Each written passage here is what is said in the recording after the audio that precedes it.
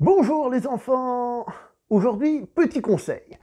Malgré une émission de télé américaine très connue pour les enfants, dites-vous que quelqu'un qui vous appelle voisin et qui vous amène chez lui, qui commence à se changer quand il arrive chez lui, c'est un petit peu chelou. Donc quand un voisin vous propose d'aller chez lui, de base, déclinez ou demandez à vos parents. Voilà, j'ai juste envie de préciser ça quand même.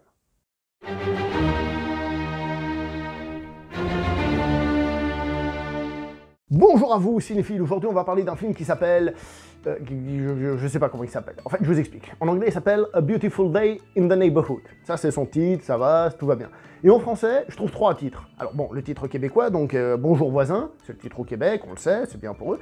Par contre en France, moi je galère, parce que j'en ai deux. J'ai Un ami extraordinaire, ou encore l'extraordinaire Mr. Rogers. Donc je sais pas comment l'appeler, donc je vais galérer pour le titre de la vidéo. Là je vous balance tous les noms, comme ça vous les avez. Mais je suis un peu paumé au niveau des noms de ce film, je vous le dis très honnêtement. Quoi qu'il en soit, il est réalisé par Madame Marielle Heller, et il est interprété par un certain Tom Hanks, un certain Matthew Rhys, un certain Chris Cooper et une certaine Suzanne Kelechi-Watson. Voilà, comme ça au moins c'est dit. Ce film est intéressant parce qu'il est particulier. Comme ça, au premier abord, il se présente comme un biopic sur la vie de Monsieur Fred Rogers, donc un animateur de la télévision pour les enfants, une émission qui durait une petite demi-heure, qu'il a présentée pendant près de 30 ans, une émission dans laquelle, paraît-il, je l'ai appris dans le film et après j'ai fait 2-3 petites recherches, donc il présentait aussi des thèmes plutôt graves, il parlait de la mort, il parlait du divorce, de choses comme ça. Une émission qui, semble-t-il, fonctionnait très bien, qu'il arrivait très bien à parler aux enfants, etc., etc. Ce film se base aussi sur un article qui a été écrit dans un journal, et donc, l'histoire de ce film, c'est l'histoire d'un journaliste qui veut écrire un article dans un journal, une espèce de biographie, un portrait du personnage pour le sortir dans ce journal-là. Là où ça peut être difficile pour nous en France, c'est qu'on ne connaît pas ce personnage, on n'a jamais vu son émission, donc il n'y a pas l'effet de nostalgie de revoir comment c'est refait, etc., la petite musique, le truc, le machin. Entre nous, vu les images qu'on voit dans le film, et pour avoir cherché le générique original, ça donne pas envie de regarder, ça c'est la vie personnelle, sans nostalgie et de très loin, et j'ai pas très envie de regarder. Peut-être qu'elle était très bien, mais comme ça au premier abord, ça me motive pas très haut. Mais voilà, c'est vraiment une vision externe, incomplète.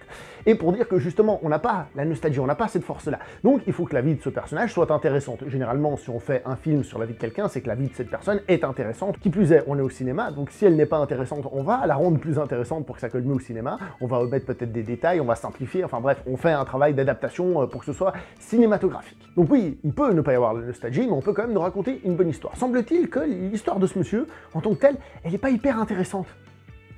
Parce que le film ne fait pas un biopic, il fait juste un portrait, mais en réalité, le personnage principal, Fred Rogers, donc Tom Hanks, est un rôle secondaire du film. D'ailleurs, il n'y a qu'à voir, Tom Hanks a gagné des prix pour ce film, donc meilleur acteur secondaire, je crois au Golden Globe ou BAFTA, par exemple. Donc, c'est un personnage secondaire du film, qui est censé être son biopic d'une certaine manière. Donc en fait, le film va nous faire le portrait de ce personnage à travers un événement qui est lié à un personnage externe. Ce personnage externe est donc ce journaliste qui va rencontrer cette personne et qui va être au contact de cette personne et voir sa vision du monde chamboulée et modifiée. Voilà. Dit comme ça a l'air plutôt cool, et il faut dire une chose, c'est que le film, il est plein de bonnes intentions, il est plein d'amour, il a de l'amour à distribuer, mais par paquet, et ça c'est génial, parce que je trouve qu'on est dans un monde où de temps en temps on a besoin de gros paquets d'amour. Ce qui fait que certains vont peut-être trouver qu'il est un petit peu cuculapraline, etc., que le personnage dans la vie réelle ne pouvait pas être comme ça, parce que c'est juste pas possible d'être comme ça, d'être ami avec tout le monde, et des gars. Tu peux peut-être l'être en partie, mais il y a des moments où tu dois souffler, il y a des moments où tu dois te lâcher, et dans le film, bah non, le mec, c'est un super-héros du quotidien, ce qui est aussi un bon exemple, un super-héros pour tout le monde, de dire bah voilà, aimez-vous les uns les autres, soyez présents, intéressez-vous à l'autre, ne regardez pas que vous de gueule, etc., etc. Donc en plus il y a un petit message en lui-même qui est sympa, bien que l'application soit sans doute un petit peu plus compliquée. Après un autre souci, c'est le drame dans lequel se situe ce journaliste, et le drame que va donc gérer ce Mr. Rogers indirectement. Et il n'est pas très intéressant, il est très basique. Il est très basique, c'est quelque chose qu'on a déjà vu plein de fois, et du coup, c'est pour ça que c'est un petit peu compliqué, parce que le film, comme j'ai dit, il a plein de bonnes intentions, il a plein de trucs, mais au niveau de ce qu'il raconte, c'est pas terrible. Et comment il le raconte, alors ça fonctionne plutôt bien, mais j'ai pas pu m'empêcher de me dire que je ne crois pas à ce personnage de Fred Rogers comme ça. Pourtant, le vrai Fred Rogers était connu pour être quelqu'un d'humaniste, à la base il avait prévu de faire le séminaire, alors ça veut rien dire du tout, on le sait, mais ça veut quand même dire que c'est quelqu'un qui avait une certaine vision du monde, on va dire, et qui semble-t-il voulait l'appliquer d'une certaine manière, donc je veux bien y croire, mais il y a quand même des limites, quoi. Je veux dire, honnêtement, il n'y a pas de façon, même quand le journaliste lui pose des questions, ou alors qu'il trouve des trucs, je vais pas tout vous raconter, parce que je vous en raconte déjà beaucoup trop, mais ça manque clairement de façon, quoi. Très très très clairement. Voilà.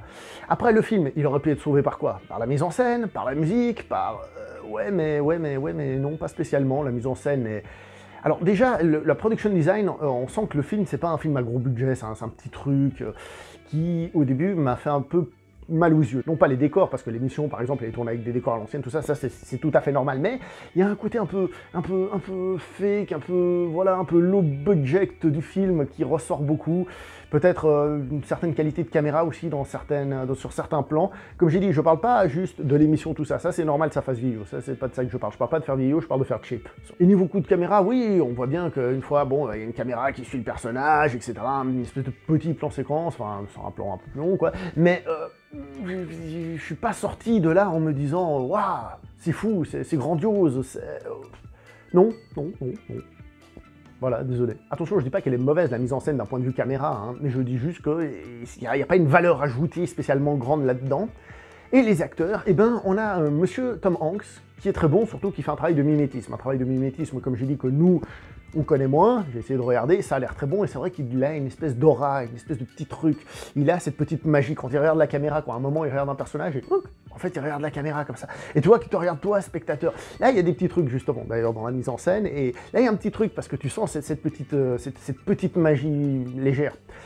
Donc, il fait bien le travail, mais c'est pas non plus une interprétation spécialement folle, surtout qu'on connaît pas. Mais il fait bien le travail. Par contre, l'autre personnage, donc celui de Lloyd Fogel, je le dis à l'allemande, parce que c'est un nom allemand, donc interprété par Matthew Rhys, qui, ouais, enfin, c'est pas forcément mauvais, mais j'ai pas trouvé que c'était folichon non plus.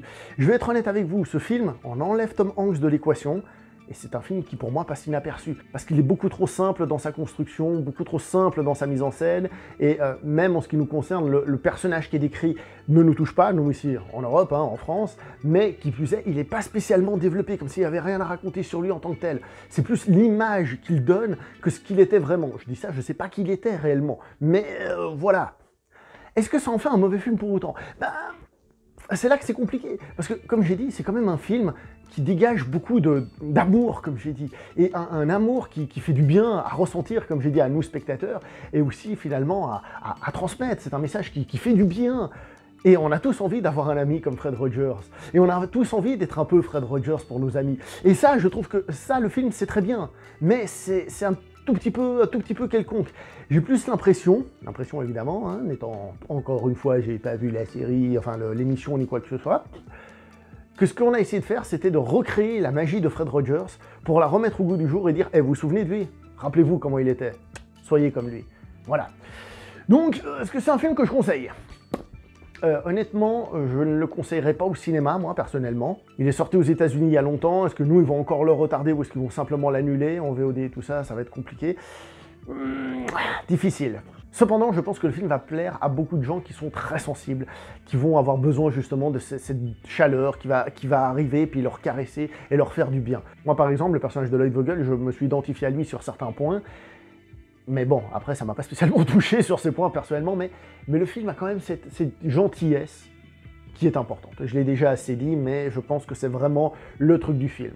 C'est un film qui nous rappelle qu'il faut être gentil avec les gens, et qui essaye de nous motiver à être gentils, et qui essaye d'être gentil avec nous. Voilà.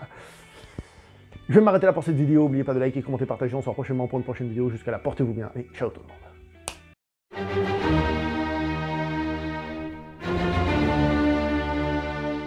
Donc ouais, après tout ce que j'ai dit sur la gentillesse, l'amour et compagnie, vous imaginez que l'intro c'était un petit peu à contresens. Mais d'ici là, les enfants, demandez à vos parents quand même. Sait-on jamais. Tout le monde n'a pas un voisin qui passe à la télé et qui est très gentil.